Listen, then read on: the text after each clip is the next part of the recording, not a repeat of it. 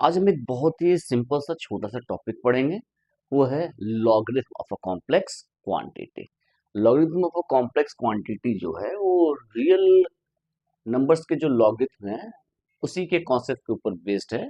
और लॉगरिथम का जो कॉन्सेप्ट है वो बेस्ड है as a inverse of exponentiation function. Exponentiation function क्या होता है ये हमें पता है। यदि a raise to the power x is equal to y है तो इसे ही हम लिखते हैं log of y to the base a is equal to x। For example हम जानते हैं 10 स्क्वायर इज इक्वल टू 100 और इसे ही हम लिखते हैं log 100 to the base 10 is equal to 2। तो ये एक सिंपल सा एक्सप्लेनेशन है लॉगरिथम का। लॉग जो है as a inverse of exponentiation function के रूप में ट्रीट किया जाता है। तो अब यदि हम logarithm of a complex quantity की बात करना चाह रहे हैं तो सबसे पहले logarithm of a real quantity को थोड़ा सा एक ब्रीफली हम देखना चाहते हैं कि आखिर है क्या ये logarithm of a real quantity. उसके ऊपर हम आना चाहते हैं क्वांटिटी। तो लॉगरिथम को हम as a inverse of exponentiation कहते हैं। तो इनवर्स ऑफ एक्सपोनेंशिएशन के लिए हमें एक एक्सपोनेंशिएशन फंक्शन के ऊपर बात करते हैं। Suppose suppose y is equal to a raise to the power x। ये हमारे पास कोई फंक्शन है या fx is equal to a raise to the power x। यदि हम इसको ऐसे ट्रीट करते हैं fx is equal to a raise to the power x तो ये एक्सपोनेंशिएशन फंक्शन है। तो एक्सपोनेंशियल फंक्शन यहाँ पर हमको f को जो है वो r से r या रियल नंबर हम चाहते हैं। तो हम इस फंक्शन का हम देखना चाहते हैं कि इसका रेंज क्या है, डोमेन क्या है, कोडोमेन क्या है। तो हम रियल फंक्शन चाहते हैं क्योंकि हमारा लॉगरिथम ऑफ रियल क्वांटिटी चाहते हैं और एक्सपोनेंशिएशन भी हम रियल क्वांटिटी चाहते हैं। तो हम क्या चाहते हैं, सबसे पहले हमारा जो मेन पर्पस है वो फाइंड आउट करना है कि इसका जो है रियल ये जो फंक्शन है एक्सपोनेंशिएशन फंक्शन इसके डोमेन क्या है और कोडोमेन क्या है या रेंज क्या है। सबसे पहले रियल फंक्शन होने के लिए एक्स के वैल्यूज के लिए एफ एक्स की वैल्यूज क्या होनी चाहिए, रियल होनी चाहिए। तो रियल होने के लिए a raise to the power x को आर में बिलोंग करना है। तो a raise to the power x को आर में बिलोंग करने के लिए ए के ऊपर कुछ कंडीशंस हमें इम्पोज करनी पड़ेगी। फॉर एग्जांपल यदि ए हम नेगेटिव लेते हैं, यदि ए हम लेस देन जीरो लेते हैं, सपोज कीजिए -1, तो -1 जब लेंगे तो एक्स जो है वो एक्स हम यदि 1/2 लेते हैं तो अंडर रूट -1 हो जाएगा। तो ये क्या हो जाएगा, इमेजनरी नंबर हो जाएगा। यानी कि एफ ऑफ 1/2 जो है वो अंडर रूट -1 हो जाएगा for A is equal to -1। तो नेगेटिव के लिए ये हर एक एक्स के हर एक वैल्यू के लिए यदि हम एक्स बिलोंग करें आर में तो एफ एक्स जो है वो आर में बिलोंग नहीं करेगा। If does not belongs to R if A is less than 1। इसीलिए ए के ऊपर पहला कंडीशन है कि ए जो है वो मस्ट बी ग्रेटर देन 0। अब इक्वल टू 0 वाला कंडीशन को भी हमें हटाना पड़ेगा। यदि हम a इक्वल टू 0 लेते हैं, a इज इक्वल टू हम 0 लेते हैं तो a raise to the power x में यदि हम x की वैल्यू 0 रखना चाहते हैं, यदि हमारे पास फंक्शन है F x equal to a raise to the power x और f ऑफ हम 0 की बात करेंगे तो a raise to the power 0 हो गया। यदि हम a 0 लिखेंगे तो f ऑफ 0 जो है, यदि हम a इज इक्वल टू 0 रखेंगे तो f ऑफ 0 हो जाएगा 0 रेज टू द पावर 0। तो 0 रेज टू द पावर 0 जो है वो इनडिटर्मिनेट फॉर्म है, यानी कि उसे भी हम फाइंड आउट नहीं कर सकते। तो इसलिए हम जब भी एक्सपोनेंशियल फंक्शन डिफाइन करते हैं तो वहां पर हमारे पर कंडीशंस क्या होती है कि a जो है a must be greater than 0। तो यहाँ पर हम जो एक्सपोनेंशियल फंक्शन की बात करते हैं, रियल एक्सपोनेंशियल फंक्शन की बात करते हैं, तो वहां पर क्या हम कंडीशन लिखते हैं, प्रोवाइडेड a ग्रेटर देन 0। तो ये हमारा एक रियल फंक्शन है। ठीक है, let f be a real function. तो रियल फंक्शन है। अब दूसरी इंपॉर्टेंट बात कि एफ एक्स की वैल्यू यदि हम एक ग्रेटर देन 0 रख रहे हैं तो एफ एक्स की वैल्यू जो है वो कहाँ लाई करेगी, क्या नेगेटिव होगी। यदि ए ग्रेटर देन 0 है तो a raise to the power x जो है वो हमेशा ग्रेटर देन 0 होगा, क्योंकि a raise to the power 0 1 होता है, a raise to the power x जो है वो ग्रेटर देन 0 होगा और a raise to the power minus x भी ग्रेटर देन 0 होगा, क्योंकि a raise to the power minus x तो 1 upon a raise to the power x. तो जब ए पॉजिटिव ए का एक्सपोनेंट कुछ भी रखे वो भी पॉजिटिव होगा, तो इसका मतलब क्या हुआ कि ये जो फंक्शन है वो रियल नंबर से पॉजिटिव रियल नंबर पे आएगा और इसकी वैल्यू कभी भी 0 नहीं होगी। तो हम यदि इसके ग्राफ की बात करें तो इसका ग्राफ कुछ इस तरह से होगा। यदि हम एक्स एक्सिस की बात करें, इसको हम ए के 3 वैल्यूज के लिए हम देखना चाहते हैं, एक्स के 3 वैल्यूज के लिए, ए के 3 वैल्यूज के लिए। तो हमारे पास ए की 3 वैल्यूज है। ए हम सपोज करते हैं greater than 1, A is equal to 1 और ए लेस देन 1। तो हम ये 3 केसेस लेंगे। ए ग्रेटर देन 0 है, तो ए ग्रेटर देन 0 है तो ए क्या क्या हो सकता है, या तो ए जो है वो 0 से 1 के बीच में होगा, या फिर ए इक्वल टू 1 होगा, या फिर ए ग्रेटर देन 1 होगा। ये 3 केसेस हैं। तो ये जो केस है ये वाला केस हो गया, ए इज इक्वल टू 1 ये वाला केस हो गया, ए ग्रेटर देन 1 ये वाला केस हो गया। तो ये 3 केसेस को हम देखना चाहते हैं कि इसका ग्राफ कैसा होगा। तो सबसे पहले हम आते हैं, ये हमारा सब function A raise to the power x का है। यदि ए ग्रेटर देन 0 है तो इसको समझने के लिए सबसे सिंपल सा है कि हम यदि ए की वैल्यू 2 रख लेते हैं, तो ए की वैल्यू 2 रखेंगे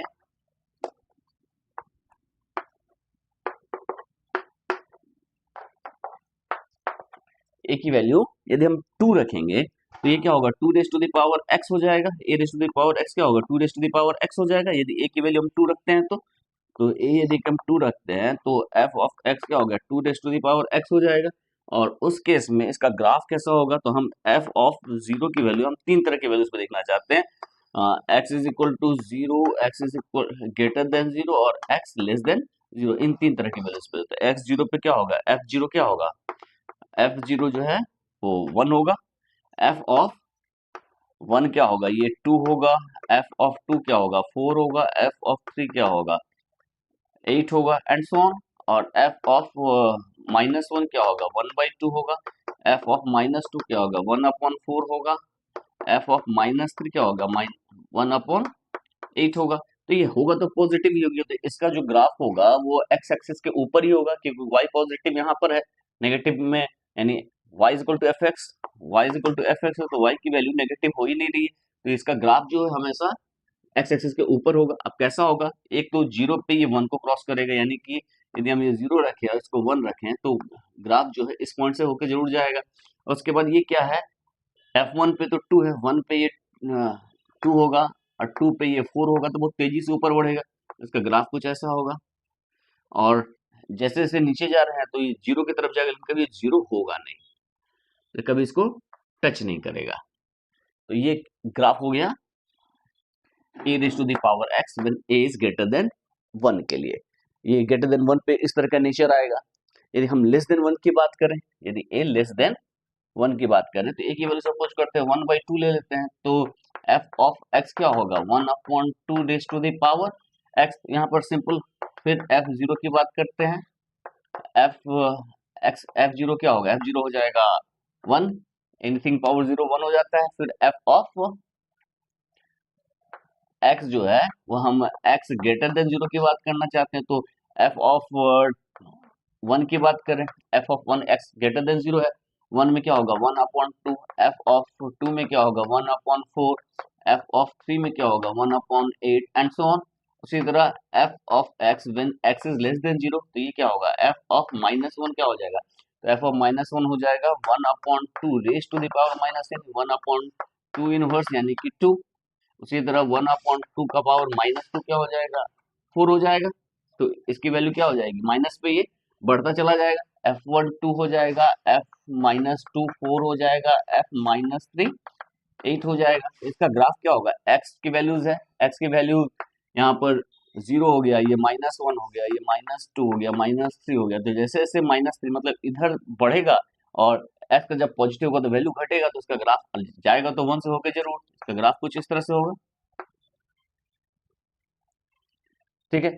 तो एफ ऑफ ये a raise to the power x का ग्राफ ऐसा होगा, y f x equal to a raise to the power x जब ए ग्रेटर देन 1 होगा और x यहाँ पर a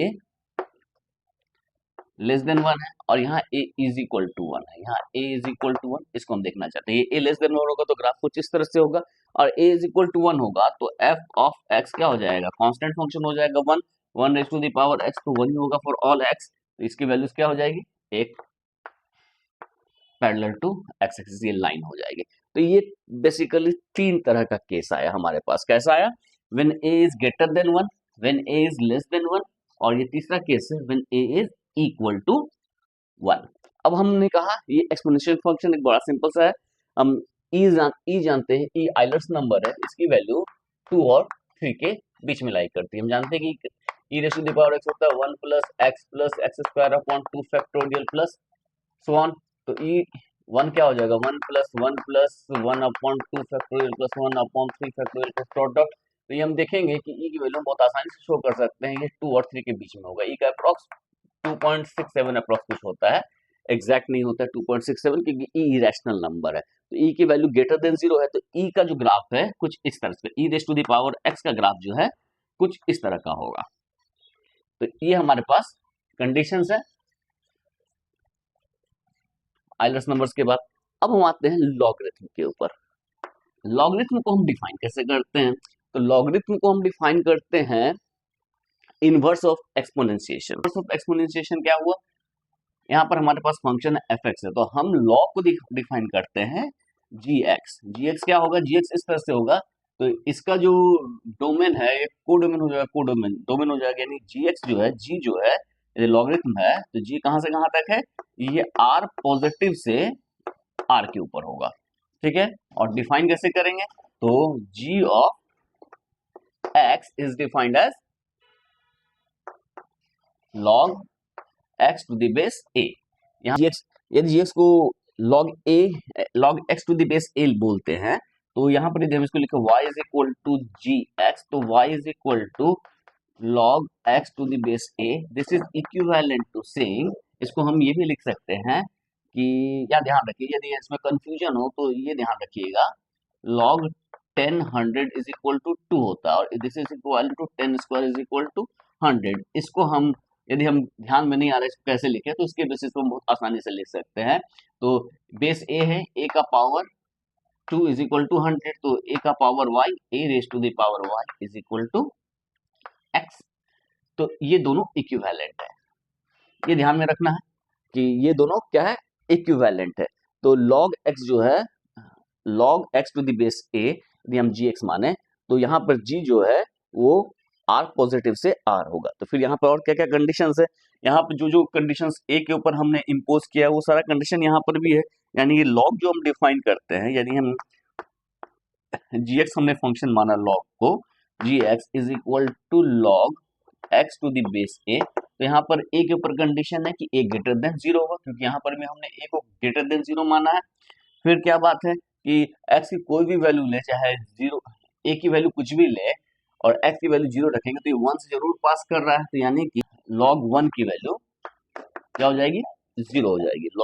log 1 to the base a is equal to 0 for all a greater than 0। a कोई भी ले, चाहे ये ले, ये ले, तीनों के लिए ये log 1 की वैल्यू क्या होती है, 0 होती है। क्यों होती है, तो सिंपल सा कंडीशन है। यहाँ पे देखिए, यहाँ हम जानते हैं, इसमें देखते हैं कि y is equal to f x है, y is equal to f x है। यदि हम लिखें a raise to the power y is equal to x, तो x और y की वैल्यूज के ऊपर बात करते हैं। यदि y की वैल्यू 0 होगी, यानी a raise to the power 0 क्या होगा, 1 होगा। तो y की वैल्यू क्या है, 0, और x की वैल्यू क्या है, 1। तो यहाँ पर हम y की वैल्यू 0 लिखते हैं, y की वैल्यू ये y है is equal to log ax है, तो y की वैल्यू यदि हम 0 रखेंगे और log a x की वैल्यू 1 लिखेंगे, तो log of 1 is equal to 0। log 1 की वैल्यू क्या होती है, 0, ये ध्यान में रखना है।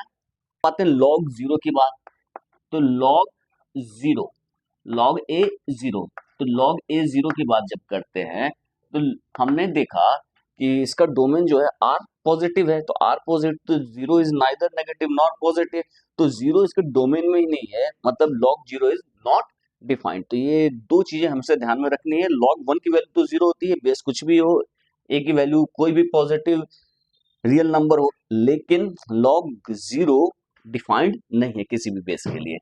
तो अब जो है हम इसके ग्राफ के ऊपर देखना चाहते हैं कि ग्राफ क्या है। तो ग्राफ को हम दो तरीके से देख सकते हैं। कैसे देखते हैं?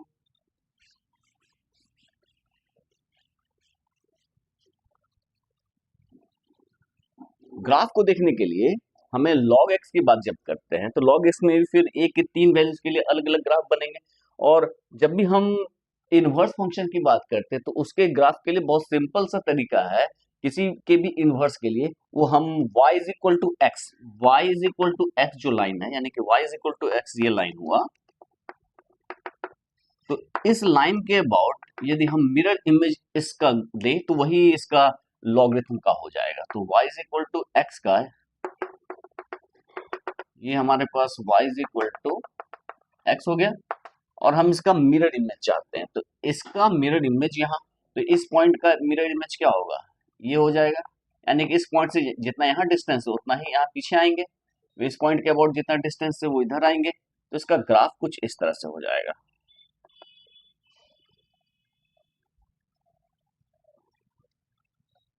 कुछ इस तरह से होगा।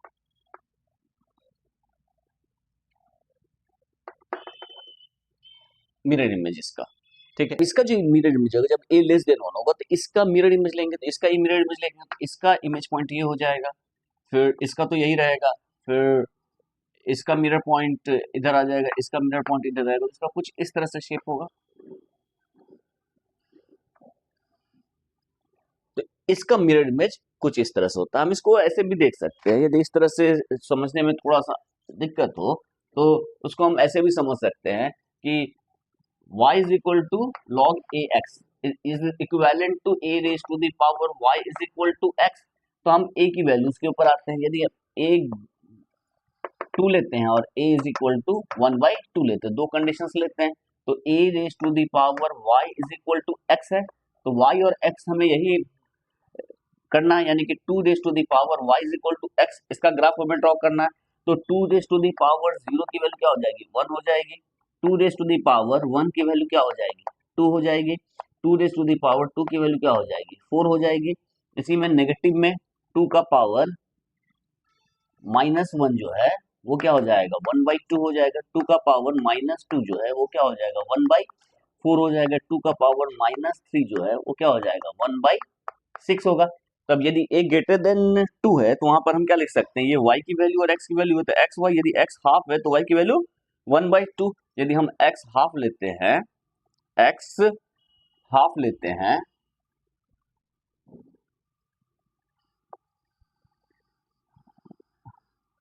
x हाफ लेते हैं तो y की वैल्यू क्या होगी? -1। तो यहाँ पर यदि हम x हाफ लेते हैं तो y की वैल्यू -1 कुछ इस तरह से जाएगा। फिर x की वैल्यू 1/4 लेते हैं तो y क्या होगा? -2। तो ये क्या होगा? ये घटता जा रहा है जैसे जैसे x 0 और 1 के बीच में है। यदि x 0 और 1 के बीच में है तो y क्या हो रहा है? ये -1 -2 -3 नेगेटिव की तरफ जा रहा है, तो कुछ इस तरह से होगा। और 0 पे x की वैल्यू यदि 1 लेते हैं तो y की वैल्यू क्या हो जाएगी? 0 हो रही है, तो ये क्या हो गया? 0 1। अब इसके बाद जैसे ही बढ़ रहे हैं तो x की वैल्यू 1 पे क्या हो रहा है? x की वैल्यू 2 पे y की वैल्यू 1 हो रही है, यानी x 2 हो रहा है तो y 1 हो रहा है, फिर x 4 हो रहा है तो y 4 हो रहा है। तो कुछ इसका ग्राफ इस तरह से जाएगा। उसी तरह हम इसमें भी चेक कर सकते हैं a raise to the power y। तो a raise to the power y में यहाँ पर क्या होगा? a का पावर a 1/2 है, तो 1/2 raise to the power y is equal to x। तो हम x y की वैल्यूज देखना चाहते हैं, तो हम y की वैल्यू पुट करते हैं, x ऑटोमेटिकली निकलता जाएगा, तो y की वैल्यू 0 रखेंगे तो 1/2 रेज टू द पावर 0 क्या होगा? 1 होगा। तो y0 x1, यानी x की वैल्यू 1 होगी तो y की वैल्यू 0 होगी, x की वैल्यू 1 होगी तो y की पावर यहाँ से पास करेगा। फिर 1/2 रेज टू द पावर 1 बात करें तो y की वैल्यू यदि 1 रखें तो x की वैल्यू क्या हो जाएगी? 1/2, यानी y की वैल्यू 1 रखें तो x की वैल्यू क्या हो जाएगी? 1/2, यानी कि यहाँ से पास करेगा। फिर 1/2 का पावर 2 रखते हैं तो ये क्या होगा? 1/4, यानी x की वैल्यू y की वैल्यू 2 रखते हैं, y की वैल्यू यदि 2 है तो x क्या हो गया? 1/4, यानी और नजदीक आ रहा है। तो ये जैसे नेगेटिव, अगर y पॉजिटिव होता चला जाएगा y की वैल्यू तो हमें पॉजिटिव ही लेनी, y पॉजिटिव चलता चला जाएगा, तो यहाँ पर y पॉजिटिव जा रहा है, तो यहाँ पर क्या हो रहा है, x जो है वो 0 और 1 के बीच में लाई करेगा, तो इसका ग्राफ यहाँ से यहाँ तक ये रहेगा। फिर हम दूसरा केस लेते हैं, यदि y की value 1/2 raise to the power minus 1 लेते हैं तो क्या होगा, 2 हो जाएगा। 1/2 raise to the power minus 2 लेते हैं तो क्या होगा, 4 होगा। यानी कि जैसे ही y नेगेटिव होते जाएगा, x बहुत तेजी से भागेगा इस तरफ, कुछ इस तरह से जाएगा, इस तरह से जाएगा। तो ये किसका ग्राफ हो गया, जब a ग्रेटर देन 1 के लिए, a लेस देन 1 के लिए, a इक्वल टू 1 के लिए, तो इसका कुछ ग्राफ ऐसा होगा, इसका मिरर इमेज कुछ ये होगा। तो ये हम बहुत ही आसानी से समझ सकते हैं कि लॉगरिथम जो है वो एक्सपोनेंशिएशन का इन्वर्स है। हम इसका ग्राफ भी बहुत आसानी से देख सकते हैं। ये यदि लॉग जो है, log x to the base a, जहाँ a ग्रेटर देन 0 है तो उसका ग्राफ कुछ इस तरह से होगा। यहाँ पर log x to the base a, जहाँ पर a लेस देन 1 है, 0 और 1 के बीच में है, तब उसका ग्राफ कुछ इस तरह का होगा। अब जब log x to the base a, जहाँ a इक्वल टू 1 है, उसका ग्राफ कुछ इस तरह से होगा। ये तो बहुत ही सिंपल सा लॉगरिथम है। लॉगरिथम में फिर कुछ कंडीशंस है, ये लॉगरिथम में कुछ रूल्स फॉलो होते हैं जो कि हम बहुत आसानी से शो कर सकते हैं। मैं सिर्फ यहाँ पर सिर्फ स्टेट कर दे रहा हूँ कि वो रूल्स क्या हैं जो कि फॉलो होंगे रियल्स में। रियल में लॉगरिथम के जो कुछ रूल्स फॉलो होंगे कुछ इस तरह से होंगे। जैसे पहला हमने भी देखा, log 1 to the base a is equal to log 1 0 है। दूसरा रूल है log 0a is not defined. तीसरा रूल जो है वो सिंपल सा है, log a x y is equal to log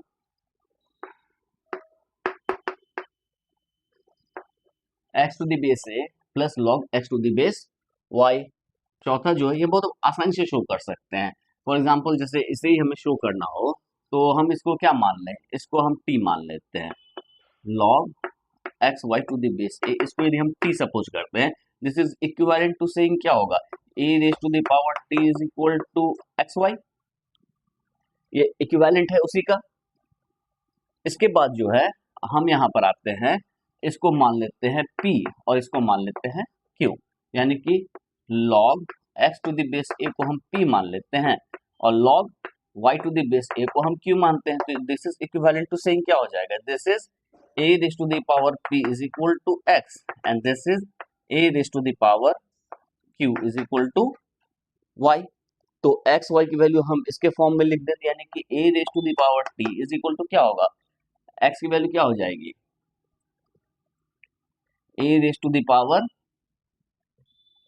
p into a raise to the power q, यानी कि this is a raise to the power p plus q।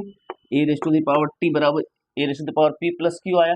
तो हम जानते हैं कि एक्सपोनेंट्स जो है वो क्या होते हैं, यदि बेस इक्वल हो और एक्सपोनेंट दो इक्वल हो, दो क्वांटिटी से इक्वल हो, तो एक्सपोनेंट इक्वल हो जाएंगे, t is equal to p plus q। यानी कि हमने प्रूफ कर दिया कि t क्या है, log x y to the base a is equal to q क्या है, log x to the base a plus log y to the base a। ये बहुत आसानी से प्रूफ कर सकते हैं, बहुत सिंपल सा था प्रूफ। तो हम इसी तरह एक रिजल्ट और लिख सकते हैं, दैट इज इसी तरह से हम एक और सिंपल सा प्रूफ कर सकते हैं, वो है log x upon y to the base a is equal to log x to the base a minus log y to the base. ये भी एक सिंपल सा है, कैलकुलेशंस में यूज होता है। पांचवा जो है वो कहता है log a to the base a x is equal to, या फिर a to the base x raise to the power m is equal to m log x to the base a। एक दूसरा ये है, बहुत ही आसानी से इसे भी प्रूफ कर सकते हैं। सिर्फ एक्सपोनेंट में हमें इसको इक्विवेलेंट एक्सपोनेंट में कन्वर्ट करना और वहां से हम रिजल्ट बहुत आसानी से शो कर सकते हैं, क्योंकि एक्सपोनेंट्स में वो रिजल्ट हम पहले शो कर चुके हैं। नेक्स्ट क्या है, वो ये है कि हम जो है एक्सपोनेंट को हम एक दूसरे से एक्सचेंज कर सकते हैं। मीन्स सपोज कीजिए log x to the base a है, तो हम इसको b के बेस में लिखना चाहते हैं, मतलब log ये जो बेस a है उसको हम b में करना चाहते हैं, तो उसको सिंपली हम लिख सकते हैं log x to the base b upon log a to the base b। ये हम इजीली बेस में हम कन्वर्ट कर सकते हैं। ये हो गया। और एक इम्पॉर्टेंट है कि लॉगरिथम और एक्सपोनेंशिएशन जो है वो एक दूसरे के इनवर्स फंक्शंस है। इनवर्स फंक्शंस हैं तो उसका एक हम बेनिफिट उठा सकते हैं। वो क्या उठा सकते हैं, हम जानते हैं कि दो फंक्शंस इनवर्स हो गए हैं कि f o g x is equal to g o f x is equal to identity matrix x, यानी कि एक्स आ जाएगा। तो ये ध्यान में रखना है। इसको यदि हम यूज करें तो यदि हम एफ एक्स को log ऑफ x माने, बेस सेम है, और gx को a raise to the power x माने, बेस सेम है, मतलब एक्सपोनेंट जिसके ऊपर ले रहे हैं, तो एफ ओ जी एक्स का मतलब हो गया f of g of x। इसका मतलब हो गया कि f हम रखते हैं log और gx क्या हो गया a raise to the power x, and this is equivalent to f क्या है log of a raise to the power x। इसकी वैल्यू क्या हो जाती है, x हो जाएगी। ये वैल्यू क्या हो जाएगी, x हो जाएगी। वैसे भी यहाँ पर एक हम ये भी कंडीशंस लिख सकते हैं कि 7th नंबर में कि log a to the base a is equal to 1 होता है। ठीक है, तो ये हर एक a के लिए ट्रू है, ये हर एक a के लिए ट्रू है। क्यों ट्रू है, तो हम जानते हैं a raise to the power 1 is equal to a, तो इसी इक्विवेलेंट हो गया log a to the base a is equal to 1। तो ये सबके लिए ट्रू होता है। तो ये भी एक 7th रूल में आपको ध्यान में रखना है लॉगरिथम के लिए।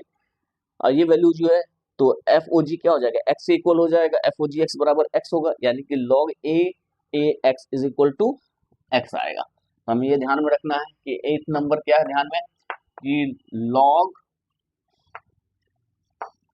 ए raise to the power x to the base a is x. और 9th नंबर जो कि इंपॉर्टेंट है वो ये है कि ये एक्सपोनेंट, ये हाँ एफ ओ जी निकाले वो एक्स हो गया। दूसरा क्या होगा, g o f is equal to x आ जाएगा। तो जी ओ एफ है क्या, जी ऑफ एक्स, यानी कि जी ऑफ एफ एक्स क्या है, अब हमने log x to the base A F x हो गया, और जी क्या है a raise to the power log x to the base a, ये आया। और ये वैल्यू किसके इक्वल हो जाएगी, x के इक्वल हो जाएगी। तो ये भी ध्यान में रखना 9th नंबर कि a raise to the power log x to the base a is also x। तो ये दो इंपॉर्टेंट इनक्वालिटीज हैं, वो मैं फ्रेश लिख देता हूं, ध्यान में रखना है आप लोगों को।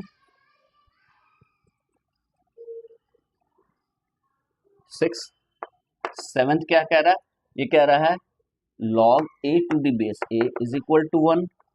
8 क्या कह रहा है, log x is x, and 9 क्या कह रहा है, e raise to the power a raise to the power log a x is x। a raise to the power log x to the base a, वो क्या हो जाएगा a, मतलब log base, exponent और बेस एक दूसरे को cancel कर देगा, यहाँ एक्सपोनेंट और बेस एक दूसरे को कैंसिल कर देगा। तो ये ध्यान में रखना है कि सेम हो। तो ये चीजें हमें लॉगरिथम में इंपॉर्टेंट है। इन्हीं टोटल जो ऑपरेशंस होते हैं लॉग के बीच में, इन्हीं चीजों पे हम काम करते हैं।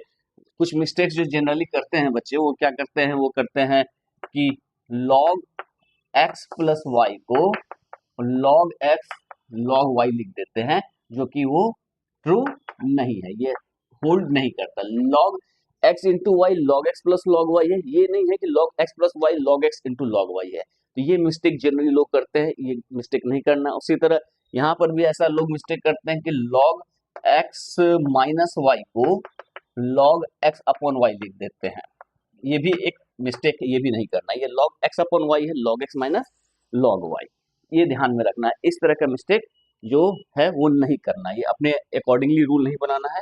ये रूल जो फॉलो हो रहा है वो एक्सपोनेंट के बेस पे logarithm as inverse of exponent है, उसके कारण ये सारी चीजें निकल के आई हैं। तो हमारे पास टोटल ये 9 रूल्स हैं जो आपको ध्यान में रखना। पहला, log 1 to the base a is equal to 0 for all a greater than 0.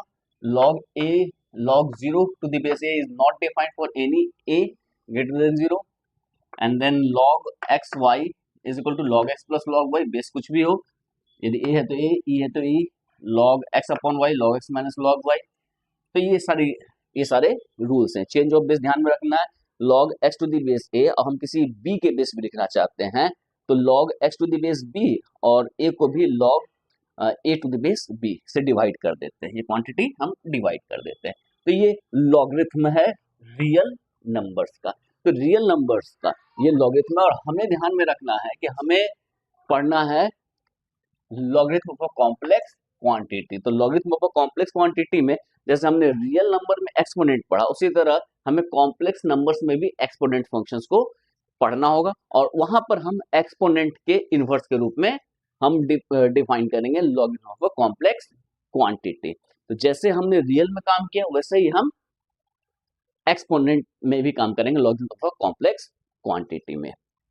तो अब जो है हम नेक्स्ट जो पढ़ने जा रहे हैं, और एक और बात ध्यान में ये देनी है कि real numbers are subset of complex number. हर एक रियल नंबर कॉम्प्लेक्स नंबर होता है। तो हम जो डिफिनेशन आगे देने जा रहे हैं कॉम्प्लेक्स नंबर में, तो वो इस तरह से देना है कि ये रियल नंबर को भी सेटिस्फाई करे, क्योंकि उसका सबसेट है तो वो रियल नंबर पे भी होल्ड करे वो सारे रूल्स। तो हमें क्या करना है, इस डिफिनेशन को एक्सटेंड करना है कॉम्प्लेक्स नंबर में। करेंगे तो हम वही सिंपल जैसे कि रियल नंबर्स में किए तो यहाँ भी हम जो एक्सपोनेंट फंक्शन की बात करेंगे कॉम्प्लेक्स क्वांटिटी में, वहां पर भी हम exponent a raise to the power z की बात करेंगे और इसके इनवर्स के रूप में हम रियल नंबर्स की कॉम्प्लेक्स क्वांटिटी के लॉगरिथम की बात करेंगे। तो वहां पर जब हम एक्सपोनेंट, यहाँ पर एक और खास बात है, यदि हम लॉगरिथम की बात कर रहे हैं, बेस a है, यदि बेस की जगह हम e ले लें, a की जगह e ले लें, तो log